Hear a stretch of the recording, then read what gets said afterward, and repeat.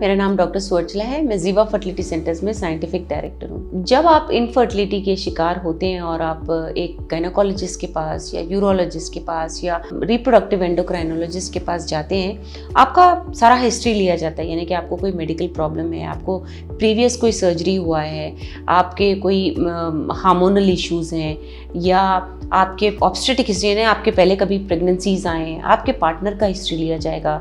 इन सब के साथ आपका मेंस्ट्रुअल हिस्ट्री भी लिया जाएगा, मतलब आपके पीरियड्स कैसे हो रहे हैं। ये एक बहुत महत्वपूर्ण हिस्ट्री का फैक्टर है और इसके द्वारा डॉक्टर काफ़ी कुछ इंफॉर्मेशन निकाल सकते हैं। ऑफकोर्स ये इन्फॉर्मेशन केवल उस इंफॉर्मेशन से ट्रीटमेंट नहीं दिया जाता, ना ये जाना जाता है कि आपको प्रॉब्लम क्या है। डेफिनेटली अल्ट्रासोनोग्राफी किया जाता है, टेस्ट किए जाते हैं, ब्लड टेस्ट किए जाते हैं, हार्मोनल टेस्ट किए जाते हैं, उनके बाद ही ये निर्णय लिया जाता है कि प्रॉब्लम कहाँ है और आपको कैसा ट्रीटमेंट देना चाहिए। कुछ ऐसे प्रॉब्लम्स हैं जो पेशेंट्स सामने लाते हैं और डॉक्टर्स वो देखते हुए समझ पाते हैं कि प्रॉब्लम क्या है, जैसे कि पीरियड्स बिल्कुल ना होना, यानी कि 6 महीने से 1 साल तक पीरियड्स नहीं हुए, जिसे एमेनोरिया कहते हैं, यानी कि नो पीरियड्स। इसका मतलब ये है कि अंडा भी रिलीज नहीं हो रहा है, तो आप चाहे प्रेगनेंसी के लिए ट्राई करें तो भी आपको प्रेगनेंसी नहीं होने के चांसेस ही ज़्यादा होते हैं, क्योंकि पीरियड्स आपके बिल्कुल नहीं हो रहे हैं। अगर 35 डेज के ऊपर आपके पीरियड्स ड्यूरेशन के हैं, यानी कि 2-3 महीने निकल जाते हैं और आपके पीरियड्स नहीं होते, उसे ओलिगो एमेनोरिया कहते हैं, यानी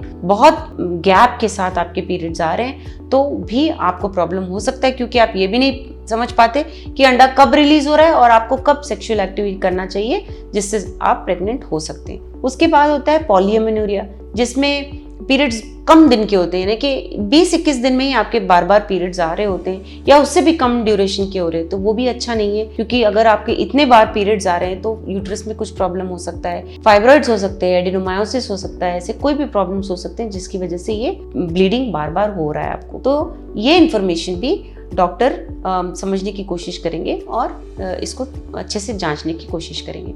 उसके बाद होता है मेनोरेजिया, यानी कि आपको बहुत ज़्यादा ब्लीडिंग हो रहा है, 7 दिन से भी ज़्यादा लगातार आपकी ब्लीडिंग रुक नहीं रहे और बहुत हैवी है, उसे मेनोरेजिया कहते हैं। तो वो भी आपको दिखाना चाहिए। ये भी डॉक्टर समझने की कोशिश करते हैं क्या हो रहा है, क्या गर्भ में कुछ प्रॉब्लम है, क्या हार्मोन्स में कुछ प्रॉब्लम है जिसकी वजह से ये ब्लीडिंग इतना ज़्यादा हो रहा है और लगातार हो रहा है। उसके बाद प्रॉब्लम होता है हाइपोएमेनोरिया, यानी कि बहुत कम, स्कैंटी ब्लीडिंग कहते हैं, यानी कि बिल्कुल ब्लीडिंग नहीं हो रहा है, कभी 1 दिन में खत्म हो जाता है या 1-2 दिन में बहुत कम होता है, तो इसको हाइपोएमेनोरिया कहते हैं। ये भी अच्छा नहीं होता है, शायद यूट्रस में कोई प्रॉब्लम है या आपको एनीमिया है, सीवियर एनीमिया है, ऐसे कुछ प्रॉब्लम्स की वजह से ये प्रॉब्लम होने के चांसेस ज़्यादा होते हैं। तो ये सब के साथ स्कैन किया जाता है, अल्ट्रासोनोग्राफी किया जाता है, ब्लड टेस्ट किए जाते हैं और फिर ही तब ही आपके ट्रीटमेंट ऑप्शंस के बारे में डिसाइड किया जाता है।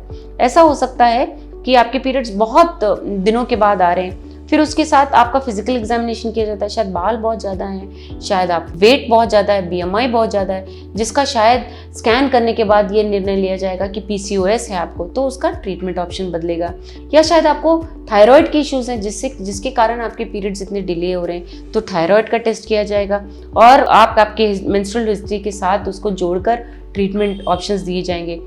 या शायद आपको प्रीमेच्योर ओवेरियन फेलियर है, यानी कि उम्र के पहले ही आपके ओवरीज थक गए, यानी कि काम नहीं कर रहे ठीक से, उसे प्रीमेच्योर ओवेरियन फेलियर कहते हैं, और जिसके कारण आपके पीरियड्स बहुत कम हो रहे हैं या ओव्यूलेट नहीं हो रहे हैं आप, तो ये भी एक कारण हो सकता है। या शायद आपके गर्भ में ट्यूबरक्लोसिस है, ये एक बहुत कॉमन प्रॉब्लम हो गया इंडिया में, जिसकी वजह से भी आपके पीरियड्स ऊपर नीचे हो गए, बहुत कम ब्लीडिंग होना वगैरह भी इसकी वजह से हो सकता है। तो ये सब आपके हिस्ट्री के द्वारा ही नहीं, लेकिन हिस्ट्री बहुत कुछ बोलता है आपके डॉक्टर को, उस हिस्ट्री के साथ ही उसे कोरिलेट करते हुए बाकी के टेस्ट किए जाएंगे।